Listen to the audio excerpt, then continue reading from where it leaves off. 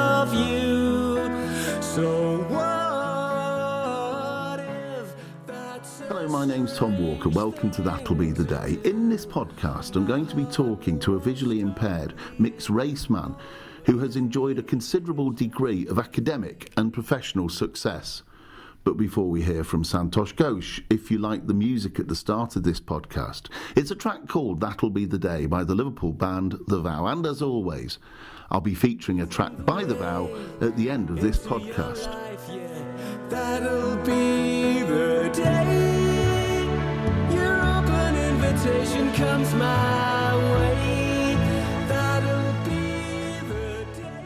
Now, in early September 1981, I was sitting in the television parents room at Worcester College for the Blind when a mum and dad came in with their 14-year-old son. It soon became apparent that both mum Margaret and son Santosh had plenty to say for themselves. Although Tosh, as he became known, joined the third form, it didn't take him too long to catch up socially and educationally. With a lot of hard work and help from one teacher in particular, Tosh began to excel in modern languages, which earned him a place at Cambridge University and a very successful teaching career. Well, Tosh has just published his autobiography, Mind Your Language, in which he chronicles his memories from Worcester and the other places where he's lived, worked and studied. This is Santosh Ghosh's story. Well, I think it's fair to say that a little tradition is developing because when I recorded the last podcast with Sean Fallows, I was in Costa. Well, today I'm in an Indian Asian grill in Manchester. We're about to meet the family to have something to eat. And with me is Santosh Ghosh, visually impaired teacher and now author. It's a couple of days after Christmas. How was Christmas? Christmas was okay, actually. It was what you'd expect. We had family around. I had a few beers, Christmas roast dinner, which was nice, a few presents. Just the kind of thing you'd expect really from Christmas. The magic really is for the children. Having read your book, Mind Your Language, I'm not surprised that you had a few beers. Yeah. Let's cut to it straight away. Okay. Why did you choose the title, Mind Your Language? The title works on several levels really. As I explained in the prologue, one of my favourite sitcoms back in the late 70s was Mind Your Language, which was set in a language school in London. And what it does is it basically examines pretty much every national stereotype imaginable. But I thought it was quite a funny programme, and it certainly, I thought, was appropriate on the basis that I have quite often been told at various parts of my life to mind my language. Sorry to interrupt. Thank you very much. You're welcome. The chai masala has just arrived, or masala chai, so we'll let that brew for a minute and we'll carry on. For a bit, And obviously that reflects as well on your love for languages. Yes, it reflects my interest, my passion for language and languages, because I'm fascinated by all things to do with language, etymology, grammar. As I say in the prologue, I have actually been known to sit in a pub discussing the difference between English and German prepositions, which I suppose might make some people think, yeah, that guy really does need to get out and get himself a life. I didn't want to say that. Why did you decide to write your autobiography? What was the thinking behind it? Well, I read an autobiography in 2021, which had been published in 2016 by the wife of a very good friend of mine, and I'll plug her book as well. Jane Redfern Gray wrote her memoir, which is entitled Onions in the Washing Machine, and in it she tells a really good, actually ordinary story of life, coming to terms with sight loss. And in her case, she had some sight when she was a young girl. She lost all of that, but had to kind of make that adjustment. But I think what struck me about it was that, you know, her life, just basically dealing with all of the challenges faced by anybody, is pretty unremarkable. And I think that could be said of all of us with with some kind of impairment or disability. But Jane just got on with it. Tells a really funny at times quite emotive story, with a couple of punch the air moments as well. And I sat there at the end of reading that, and I thought, you know what, I've got a story to tell, so why don't I get myself off my backside and just tell it. It did take a while because I did hit a brick wall with chapter 1, so it didn't actually get finished until earlier this year, and then of course we began the process of editing and proofreading and everything that entails. I didn't realise it was such a mammoth undertaking, but we got there. Having read all 450,000 words, I know it was a mammoth undertaking. You got through it. I got through it all. How did you go about actually writing it? Did you just sit at your laptop and start typing, or did you plan it out? What was the process? Right, well, for a start, I don't use a laptop, and that's actually a kind of a VI-related thing. I'm very much a desktop man with a monitor which is about the size of the Great Wall of China. And a proper keyboard? Yeah, a proper keyboard. What I did was I just, first of all, created a chapter list. And when I say chapter list, initially it started out as various sections of my life. So the first one is obviously entitled The Swinging 60s and Family Background, which all relates to the era into which I was born, the city I was born in, and with a little bit of family background towards the end of the chapter. And I just took it from there. Obviously that was refined as I went through the process. And then I took each chapter as it came and thought about the best things to include. There was obviously a lot that I did include, given the length of the thing, but I felt that there was a need to tell it all on the basis that I'm very likely not to write anything else. Some judicious editing as well. Yeah. There were some things that I'd written in initially, and then I thought, actually, no, that's probably not really appropriate. That's probably going to get myself into a bit of trouble. So I took some things out. Did have to include certain things late on. I'm reminded of a chapter I write on Liverpool FC, the wait being over, and I did feel that I needed to include a paragraph about the tragic passing of Diogo Jota, about which I learned actually during my first or second day teaching on the most recent English placement with Oxford International in Winchester. Before we go into detail, I mean, the book is searingly honest. Did you decide to do that from the outset, or did the honesty just kind of appear? I think, well, you obviously know me pretty well. It's the sort of person I am, quite direct, and I thought, well, if I'm going to write this, if I'm going to do this thing, then I think it does have to be a candid portrayal of my life. It does have to be warts and all. I'm not in the business of creating some sort of fantasy perfect life, which does not exist, despite what various social media aficionados would have us believe. So I thought, no, let's create something that tells my story. There's an honesty, in some cases it's brutally honest, but that's basically, I think, the kind of person that I am, like it or not. To what extent is it shaped by your visual impairment and the fact that you're mixed race? To what extent did you have things there that you wanted to get off your chest? It wasn't all-encompassing. The visual impairment clearly is a theme, a recurring theme throughout the book. It has to be. Although, my life has to some degree been shaped by the visual impairment, though it hasn't defined me. I am not this partially sighted person. I am Santosh, a teacher, a Liverpool fan, and I also happen to be partially sighted. That's, I think, is a footnote, albeit a fairly fundamental one. And I think the same applies to the ethnicity. I would say that I'm actually now staunchly proud of the fact that I'm a dual heritage guy. My only regret, insofar as I have them, I don't really believe that regret is is an emotion that serves any purpose. But if I were to say I had one regret, and that is that I haven't really explored my Indian heritage as much as I could have. Have you, I mean, I guess you have sort of considered, reflected on the intersectionality between your mixed race status and being visually impaired? I think there is undoubtedly an intersectionality there.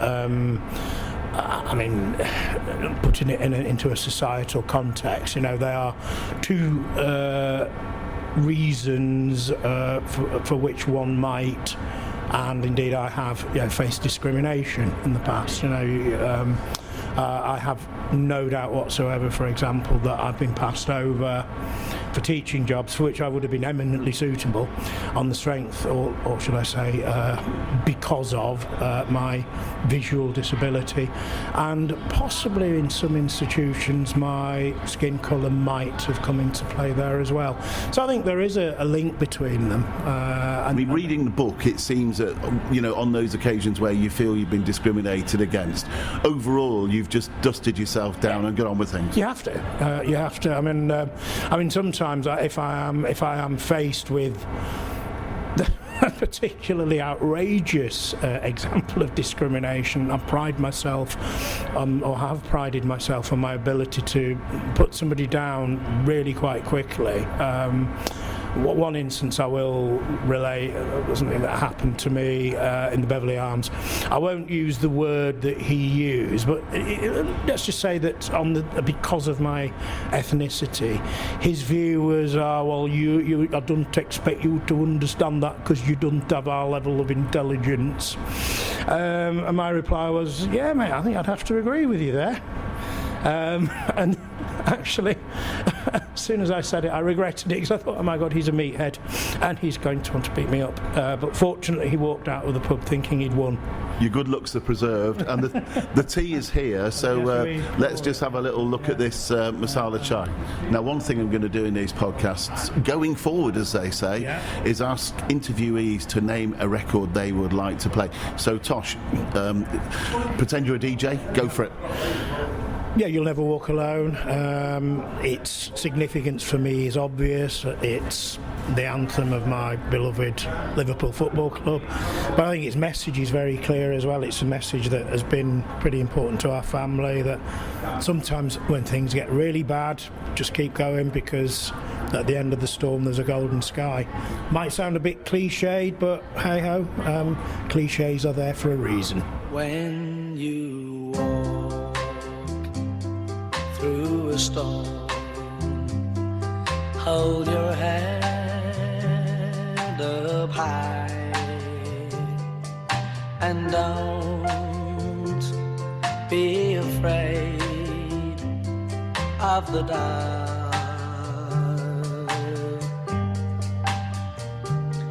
At the end of a storm, there's a golden sky and the sweet silver sound of love.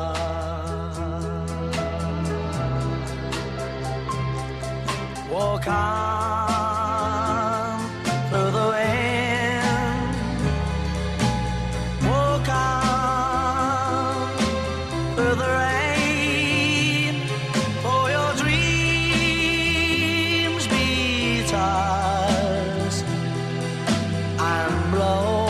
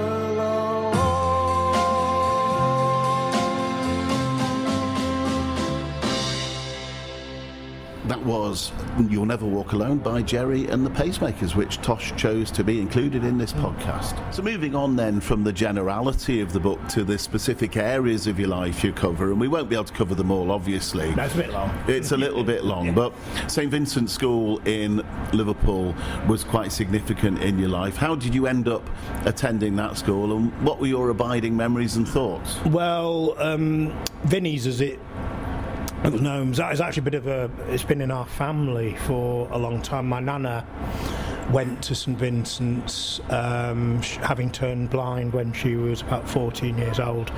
They obviously had to send her down from Stockton-on-Tees, or Middlesbrough actually was where she was based at the time. And then of course she had 3 visually impaired children, my mum, my Auntie Kath and my Uncle Brian, all of whom went to the school in the 40s and 50s. So it stood to reason that when my mum had Maria and me, and we turned out to be visually impaired as well, it was a bit of a no-brainer really. That they kind of thought, well, they're going to get the best possible education from Vinnie's, and that's how the decision was made to send us both there. And I started in September 1971. And what did you make of the place? Oh, how long have you got? For a long time, I had some pretty negative views about the place. There were things that happened to me there that I think shouldn't have happened to a young child, would not have been tolerated in 2025. I didn't particularly enjoy being away from home for 5 days a week, as I was at the time, so that, I think, played into it. But I'd also have to be honest enough to say that I didn't always help myself there. I could be a bit of a so-and-so with some of the other children, and it's only much later in my life when I've come to reflect upon the place, and I've actually been back in touch with a few of the people that were there in the 70s, that I've come to realise that actually I think I was more popular there than I realised, and had I given it a bit more of a chance, then I might have had a better time at it. What about the education? The education was great, in terms of the academic grounding that it gave me. I don't think I could have wished for anything better. So people at the school at the time, like Miss King and Miss Ward, who were my primary school teachers. There was a Miss Kennan in the middle juniors. People like her, and obviously the headmistress at the time, Sister Claire, who will always have my gratitude, because they really gave me the start that I needed. I mean, I'll give you like a silly little example. The fact that by the age of 7, putting a full stop at the end of a sentence and capitalising the first word of a sentence had become second nature to me, and I'm afraid, having taught plenty of teenagers and adults, that's not always the case today, is it?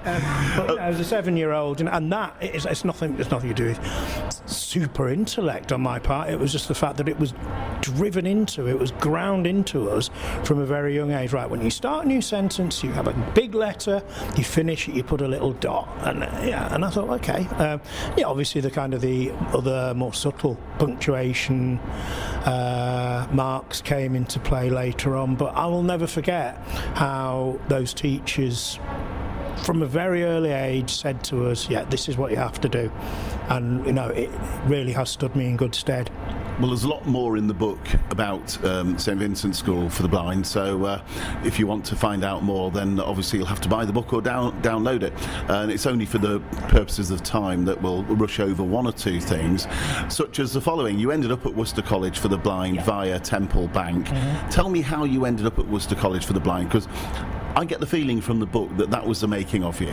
It certainly enabled me to uncover a hitherto undiscovered talent. I was at Temple Bank. I was 14, and I'd basically got it into my head that I was going to go to either RNC at the age of 16 or possibly Bradford College, and the aim would have been then to do A-levels.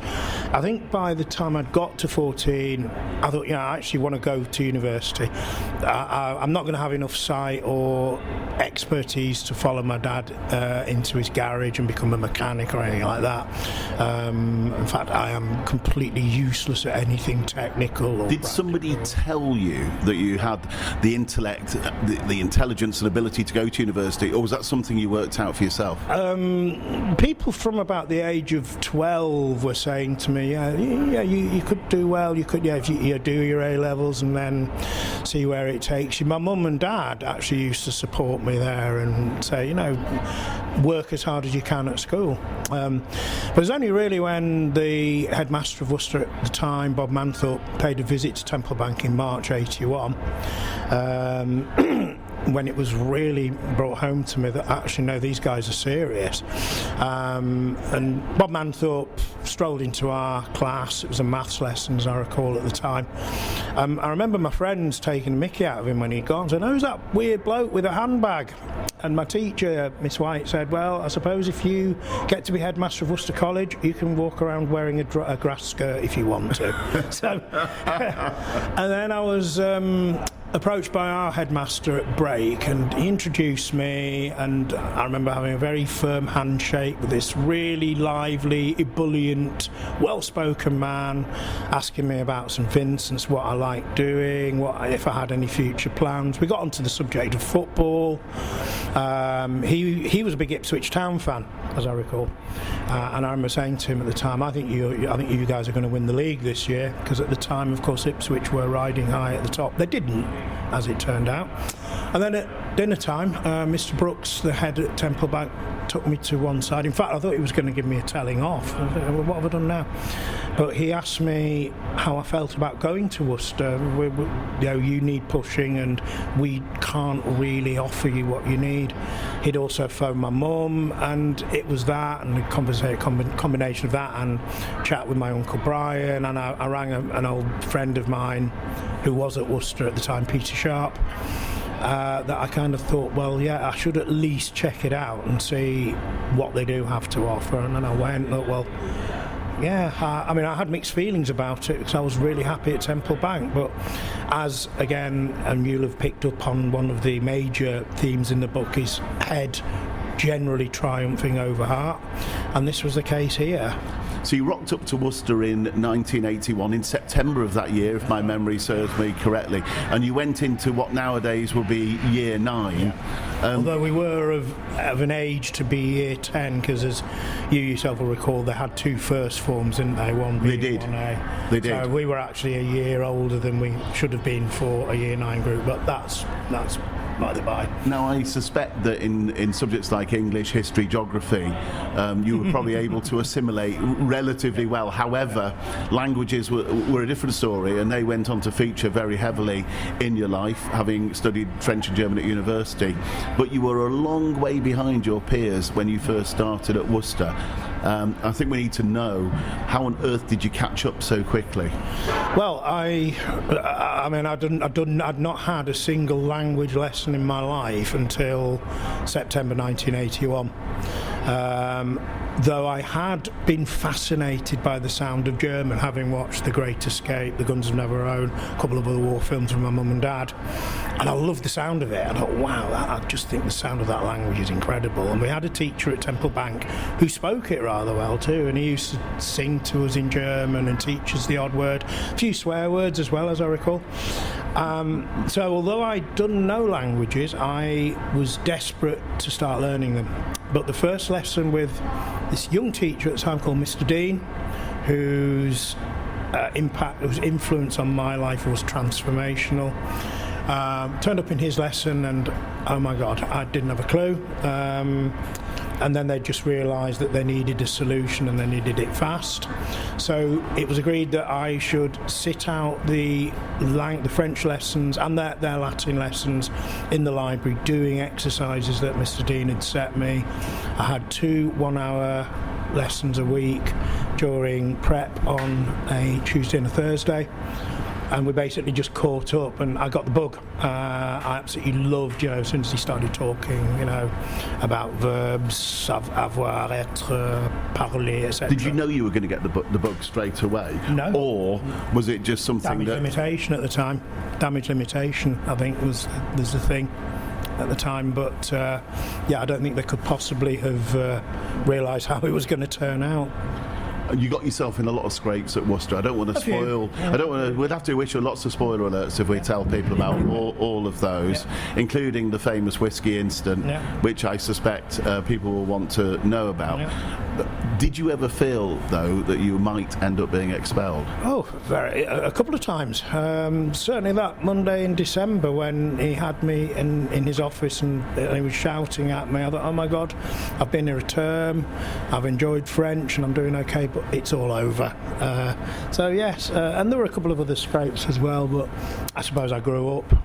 How did your mother react to that? She wasn't a happy camper, I think it's fair to say, but she did sort of calm down, and then eventually I think a part of her saw the funny side, because my mother certainly hadn't been an angel when she was growing up. And nor had Marie, your sister? No. I think that's also a very fair comment.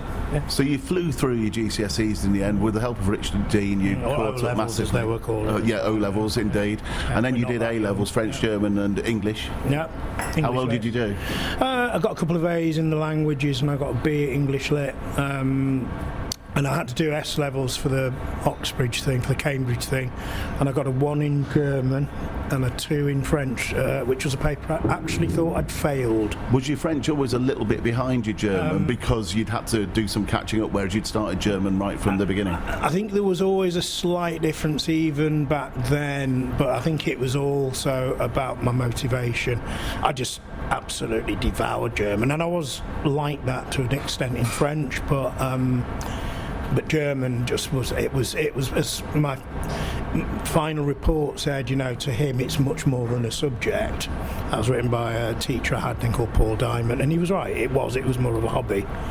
But a lot of the credit, as people will read, goes to Richard Dean. It does, has to, yeah. I mean, that guy, I don't have the words in any language to express the gratitude I feel for his input and going above and beyond the call of duty to make sure I got the best possible grounding in languages that you could possibly get.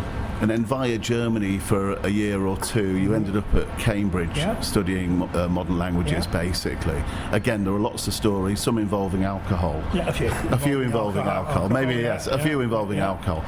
But what was Cambridge like for a visually impaired mixed-race person from basically a working-class background? I think, they were actually pretty good about the visual impairment. They made alternative arrangements for examinations. And I was actually generally allowed to record lectures as well. Most professors and fellows were okay about that. I did get a couple that were a little bit bolshy about it. It was I'll describe it as the best of times and the worst of times. There were occasions when I really enjoyed myself, and in certain aspects, certainly the spoken and the written German, there weren't many people who came close to me. But there's the other end of the spectrum where the literary criticism, 20th century French literature, I didn't really do very well in that. And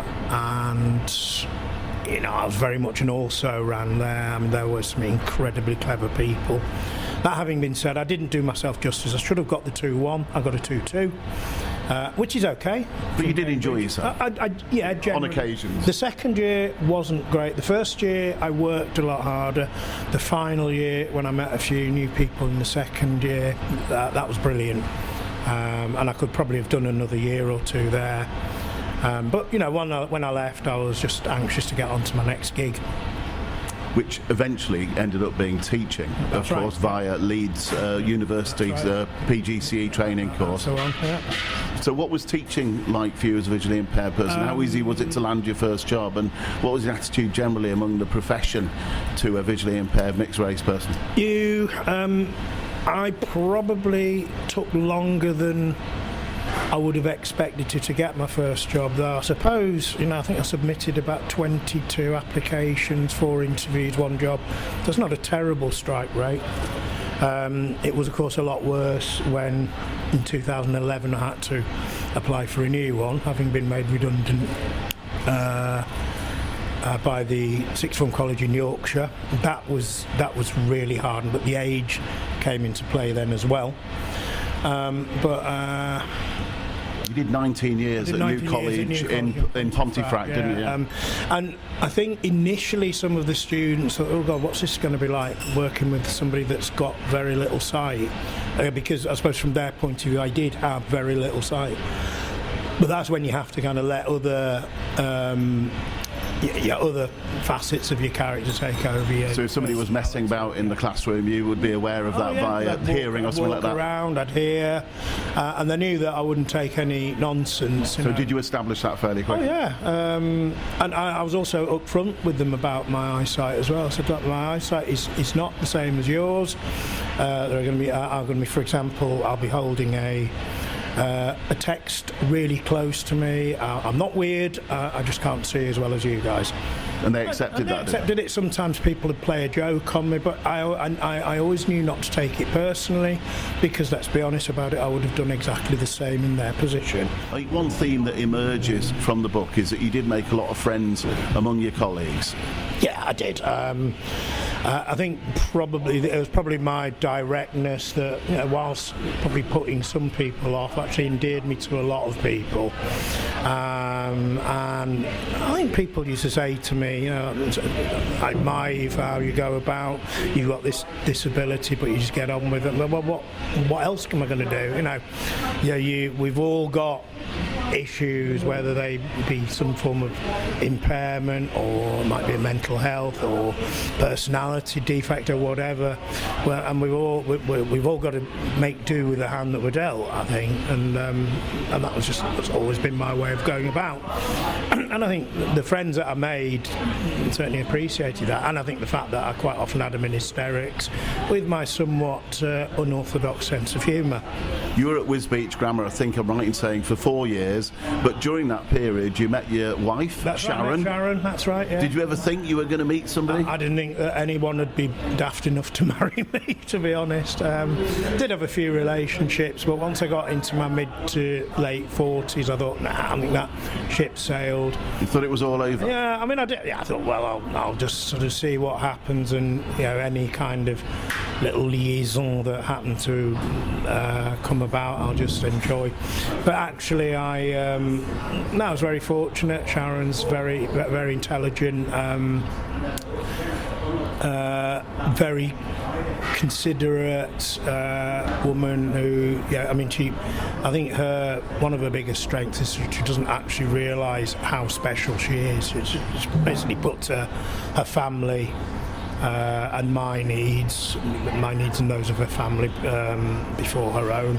Talking of family, got to mention your mum and your dad, who I knew. Yeah, I knew both of them. Yeah. Your mum in particular was a character, although your dad was in a quiet way as well. Just tell me about your mum and dad. Oh God, I mean, on paper it's a marriage that should never have worked, but somehow it did. And she was loud, it would possibly be the understatement of the century.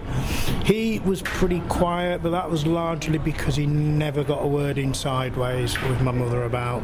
But once it did go off on one, he could certainly go off on one. And it sounds like it was quite a loving family. They were very much on your side. Yeah, they had my back.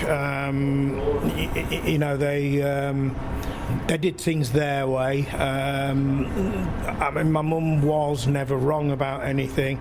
My mother was also an expert on pretty much every topic known to man, including, I have to say, language learning and teaching. She did occasionally try to offer me her pearls of wisdom on these. How did you feel when your mum in particular came to Worcester College for the Blind and then Cambridge? Because probably not places you would have felt naturally at home in. Not so much Cambridge. I think I'm reminded of one occasion at the end of my first year at Worcester, and I was walking up the Woolston corridor with Pete Sharp, who was my oldest friend at the time, And I could hear my mum in our dormitory, even at the top of the corridor, and I said to Pete, oh my God, she's here.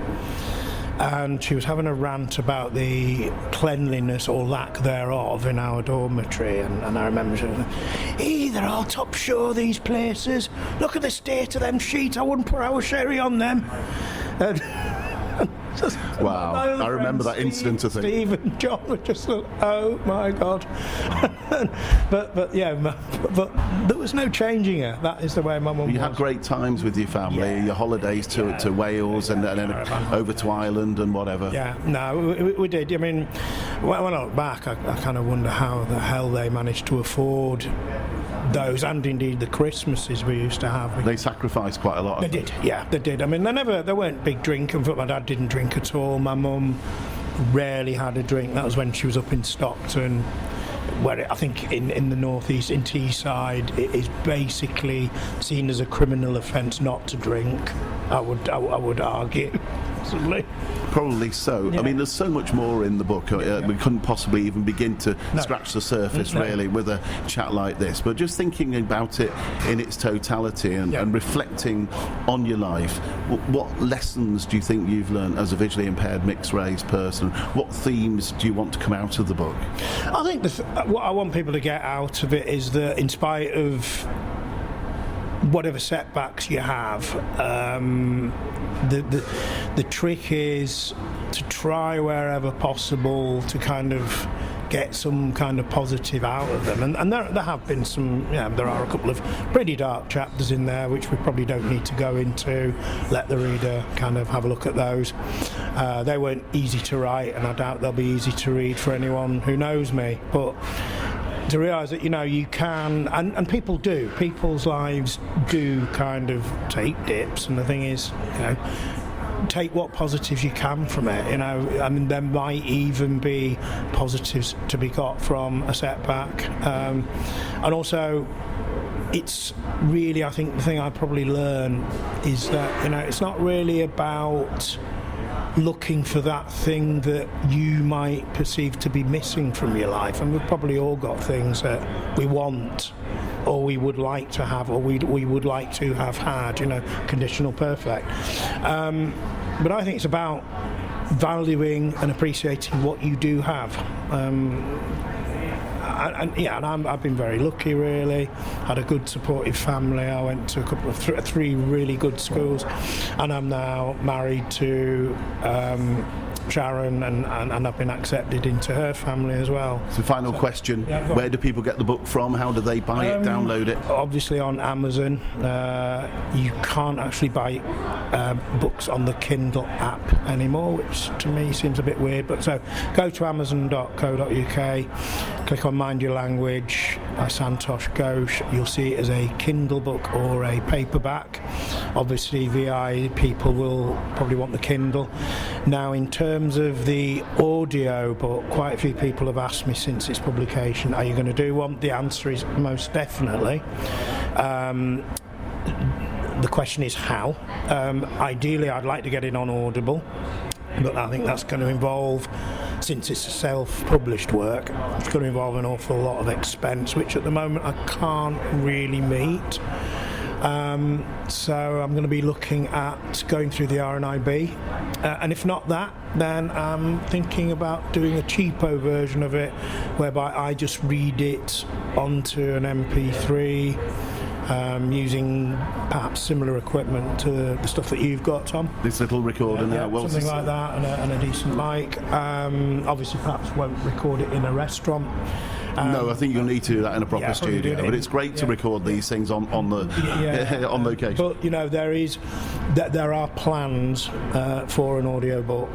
That's what I want to do. But for now, it is available as a Kindle and a paperback. Well, our lunch guests are here, so we better stop gabbing and get over that. Yeah. Thanks, Tosh. Right, no problem. Bye bye. So thanks once again to Tosh for talking so honestly and openly. The book itself is a very honest account of his life and really is well worth downloading. So which track by The Vow have I chosen? Well, of course, Santosh likes talking, so it had to be someone to talk to.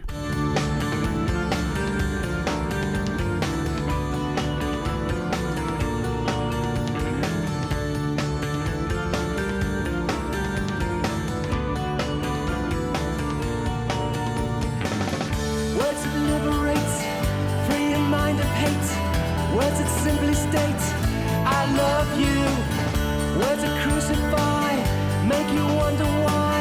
Words that pacify, still fail you.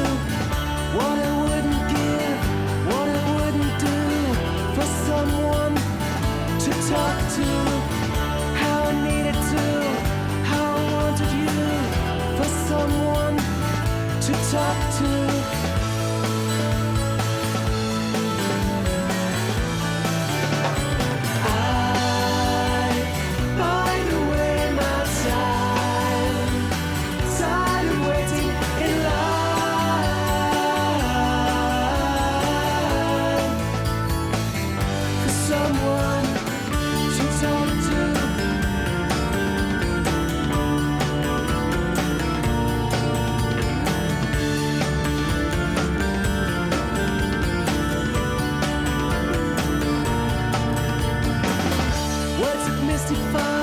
Seeming to imply, words can multiply their meaning. How they propagate, how they simulate, they don't communicate the feeling. Words in monotone, sinking stepping stones, mouthings of a clone. I bring you what you wouldn't give, what you wouldn't do for someone to talk to.